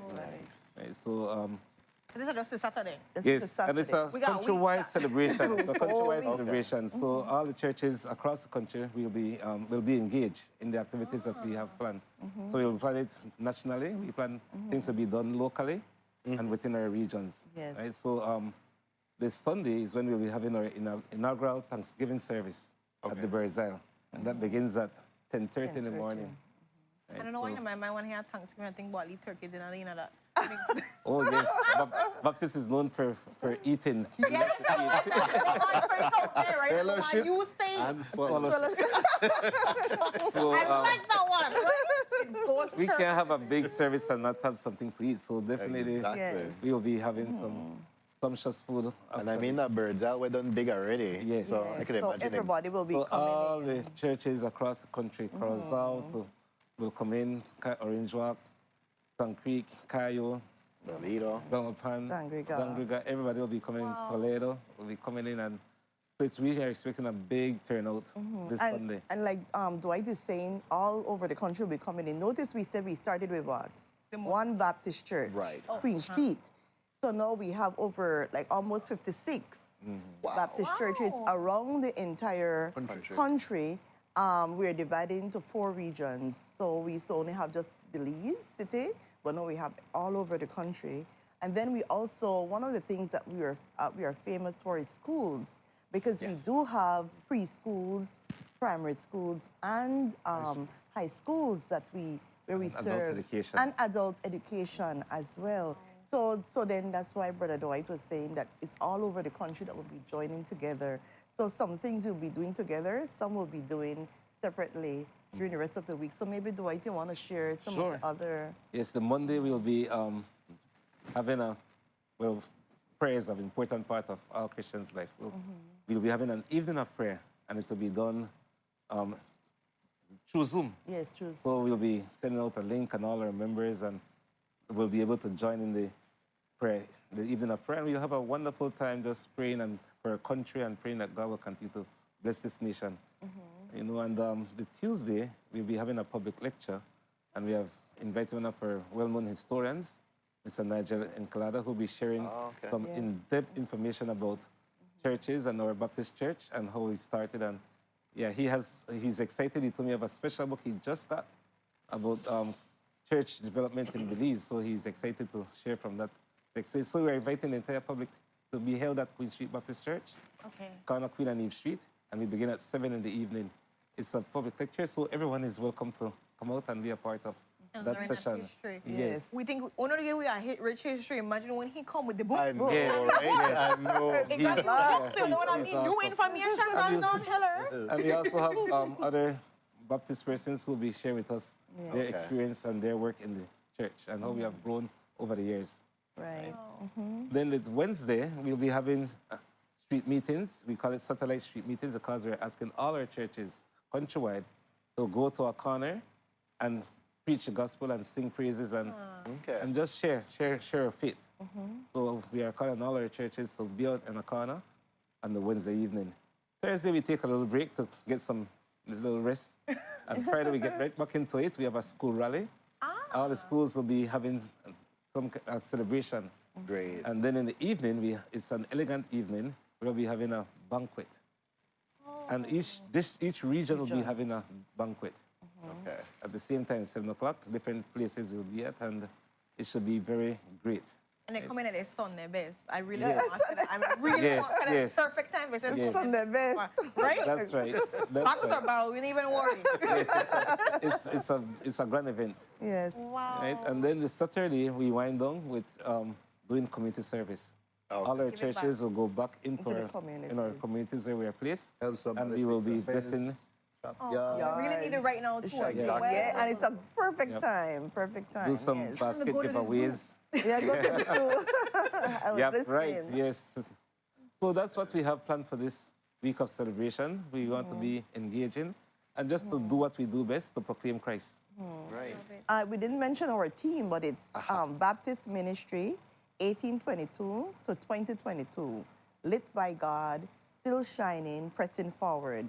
And one of our executive secretary treasurer, his wife is the one that submitted the entry for that Yes. for our team this year. So that's the team for our 200 Sister Biza. celebration. Yes, Caroline Biza. I love it. Still shining, pressing I forward. know, that's so beautiful. Is there a Facebook page that people can get all the listing of these events to as well? So that, you know, for a specific district or region, they can know Yes, exactly we where have to a be? Baptist Facebook, Baptist Association Facebook. Perfect. That you can go to. Yeah, Type in Baptist Association of Beliefs, and it goes right to the Facebook. Because there's a number of things every day except Thursday with the rest. Yeah, Thursday. We're going to be having more the kids, the amazing service, you know, the Right. prayer meeting, you know, Street meeting. the street meetings. Then after Right. that, we're going to be having the lectures. We're going to be Yeah. having a lot, the banquet, The banquet. community service. I know people are really looking forward to the ranges of different events. And even if you can't, you know, attend all of them, pick out and select the ones that you really like, are near and Exactly. dear to you. That I mean, right. for the lecture, for people that really are enriching history, and History. want to Yeah, would understand like history. what's happening here. Like that would be a good one to be able to Yes, go to. definitely. I know you said that's supposed to be in person on the Wednesday. Is it going to also be, you know, streamed so people Yes, can it see will out be. district too? It will That's be. It right. will be Will it be on the streamed. The Baptist Association the Baptist page. Association, yes. Right. It will be Yeah, on that one of our page. churches is Bethany. Yes, I know, because I think, oh, Bethany Baptist. just Bethany now I was like, Baptist. wait, no, it's just Baptist. Don't put Baptist anything else Association there. of Beliefs. But, yes, so it will be live on our Facebook page so that persons could get it. Because I remembered when I shared on the Facebook when Emancipation Day, a little bit of the history, how people were, their eyes open. I was like, we didn't know that all of this. We did not. We did not. Yeah, And so actually, it's- since last year, when we first began celebrating Emancipation Day, the history that has been coming out, that we've been learning, Yes. things that weren't taught to us in school, now that we're learning these things, it's like, wow, okay. So that was a significant thing for the Queen Street Baptist Church. Yes, it was. And also, we were from back then, we have been big on education. We had schools through the Sibun River and also through the Belize River. Okay. Birmingham Landing, all Bakers in these. Sand Hill. Yeah. There was a place in Sand Hill called Bakers. Behind there, they had school as well. Yeah. Educating the We were freed really slaves. involved in education. You know, the Queen of England gave us the first piano. Oh, really? She gave us the first piano for Queen Street. It cost £900. Wow, okay. She bought us our first piano. Beautiful. That's amazing. Look at history again, people. History, things that people would never even think about or know. That's why if you go to lecture, guys, and if you go to the motorgate, go and enjoy at Yes. Bird's Isle, the big service. Yes, I that's want- everybody is I really want a invited. Bird's Isle to fit on, you know. Well, I should I believe it will fit us. I believe it will. And if you can't, we have the sound system that will be able to blast. So we have a special we got invited guest to be our lecturer. We'll be actually doing a lot of PowerPoints with history, showing all our churches what has been happening, because so much happens in our It's 200 churches years. all over this. Yes, Our over guest the speaker past. for that day will be Reverend Otto Wade from the Methodist Church. From the Methodist Church, he's our guest speaker. Yeah, we had close relations with them through the years. In fact, all the churches. Yeah, we evangelicals. No? Yeah, right. I love it. I think this is a really great time for people to connect come together. There's community service. There's always something that you can be able to dabble in. So I really want to commend you guys and congratulations on Thank you. 200 years. 200 Man, years, yes. that Thank is- you that so is much. something beautiful to really celebrate. Well, we were glad that when we sat down and talked about the 200 years, we had asked the question of each other.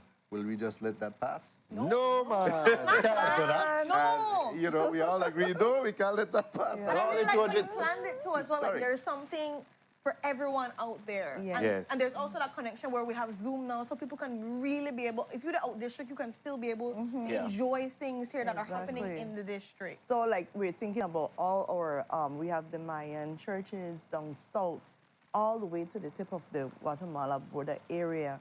They will be able to be involved in something, doing something in their area. You know, I mean, all the way north, west. It's exciting, you know, just getting it. So we want all of them to come to Belize City for that one service. And it's going to be so exciting because for the past 2 years, we haven't been seeing each other like that. Yes. So this will be a good time yeah, for us like a to have reunion. that great Coming back with a fellowship. bang. Yes. So we are very excited about it. And I have food. Next thing you know, you start set up now, you know. You gotta start set up. Guys, we have fellowship, don't let us swallow Let's shit. fellowship afterwards. Yes. It's the best way to do it. Like, come and let us eat together. It's not going to be our last supper, though. Yeah. But definitely. I think this is a great, I'm hoping people, remember, go on the Facebook page so you can see the different events. Also go so you can, if you cannot make it physically to the lecture, or, you know, for the Zoom link, I'm sure it's going to be posted there. Posted for the right prayer there. meeting on the Monday night. Monday night. There are going to be a lot of things happening. You want to get involved. Ask questions, you know. It's open to the public to be That's able right. to enjoy it. And not just for some people that they are. Yes. And so make sure you take advantage. Bring a friend, and have some great time. Fellowshipping, swallow shipping, and just enjoying each other's got it, presence. Yes, That's it. yes, yes. That's how I plug it in, That's Pastor. right. Yeah. That's right. I got it, but Thank you guys Thank for you so being Thanks here. very much for having us. Yes. We appreciate it. I do really appreciate commend you guys on the calendar of events. It was really well planned out. You know, have to Thank go you. big for 200. Well, Renata, you sung as if though you were interested in history, so we want to invite you to that history night. I will be free from school, so I will see if I have the Zoom or I come up person. So one of the I like to see. finished with It's your- gonna be cool to like learn, like, you know, I'm really big on slavery and all these kind of things. So to understand how it links, that's a Yes. beautiful process, you Yes. know. You can't know where you're going if you never know where I'm there. Yes. One thing. Very So true. y'all be ready, but we know we need to go in for commercial break. Yes.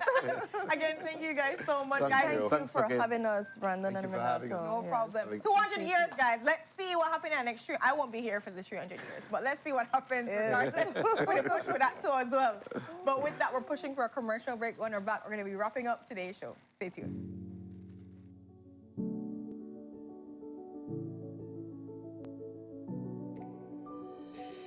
Delta Store has a new look. Delta Store is at the same location, right down Albert Street. Delta Store has a wide variety of fabric. Delta Store offers quality and savings. Everything in a Delta Store is only $4.99 or less. Snap out of that dream and head on down to Delta Store today.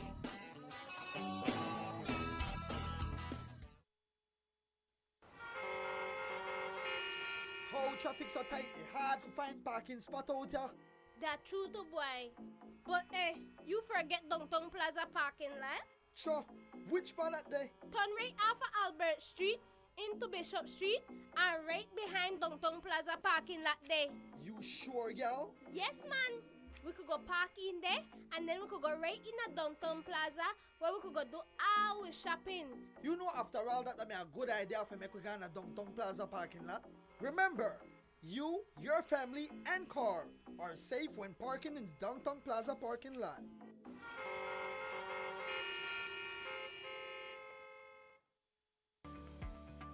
¿Sabías que Hospital Galenia modificó los protocolos de seguridad y prevención de salud ante la pandemia de COVID-19 para evitar contagios? Creamos un concepto que denominamos quirófano santuario no COVID. Hospital Galenia, más que un hospital.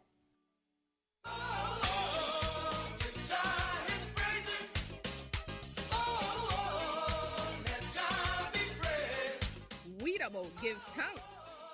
Yes, shoppers, In giving thanks, Mikado's introducing a new sale, the best one yet.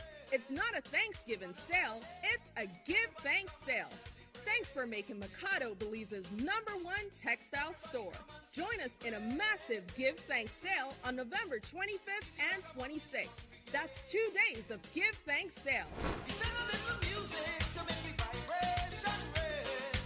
So, you just can't let the sale slide by you, as you know.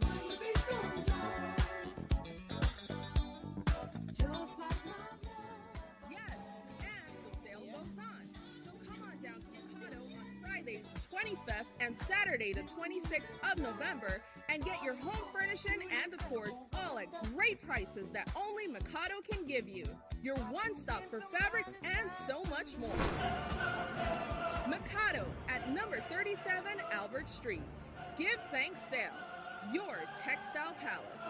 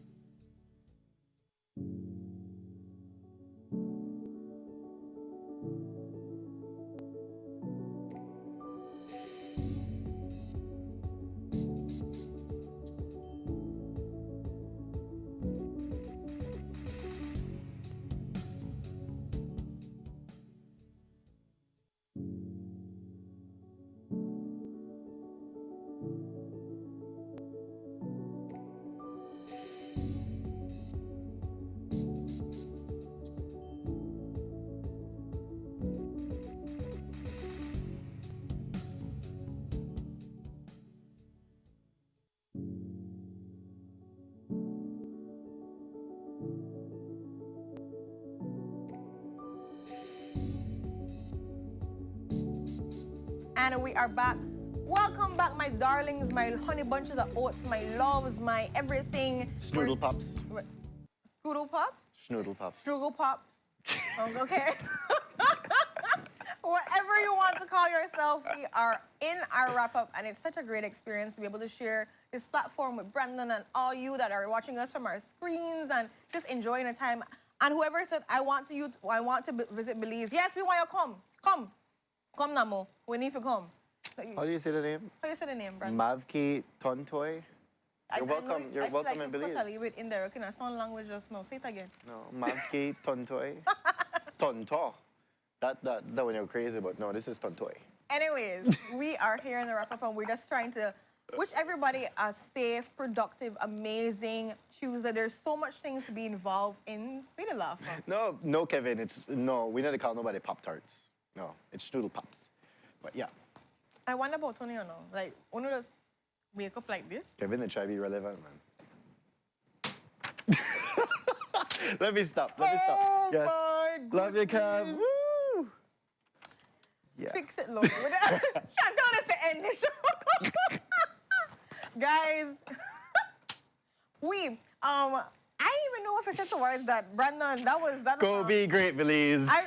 Drink your water and mind your own business today on this blessed Tuesday, 22nd of November.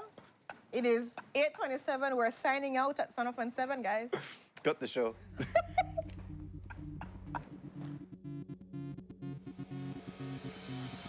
A place to call your home, a place where you can grow. Stand by me and we'll take flight. We'll be there at morning's light. I've got you covered on all concerns we share today. You will discover how the world turns each day. When the sun comes up